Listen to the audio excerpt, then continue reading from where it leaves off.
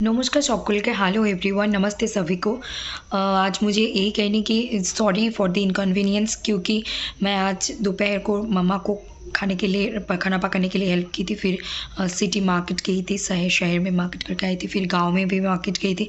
फिर वहाँ से जाकर एक घर पे गई थी ज़रूरी काम से। और अभी मेरे पैर बहुत दर्द कर रहे हैं। मेरी भांजी के साथ गई थी, उसको टेक केयर की थी। मैं थोड़ी मतलब हेल्थ इश्यूज़ नहीं है लेकिन थोड़ी टायर्ड हूँ काम की वजह से। तो मुझे आज लिटरेरी थ्योरी मार्क्सिज्म या कुछ और डिस्कस करनी थी। आई एम सॉरी कि आज नहीं ले आ पाई, इसीलिए मैं यहाँ पे सॉरी बोल रही हूँ। बेंगली में कह के ये ऑफ कर रही हूँ। टुमोरो हम कुछ नए पढ़ेंगे। আমি এখানে এটাই বলতে চাচ্ছি যে দুপুরবেলা যাই হোক বাড়িতে মায়ের রান্নার কাজে হেল্প করা, তারপর শহরের বাজারে গিয়েছিলাম, এসে গ্রামের বাজারে এবং আরেকটা বাড়িতে গিয়েছিলাম গুরুত্বপূর্ণ কাজে।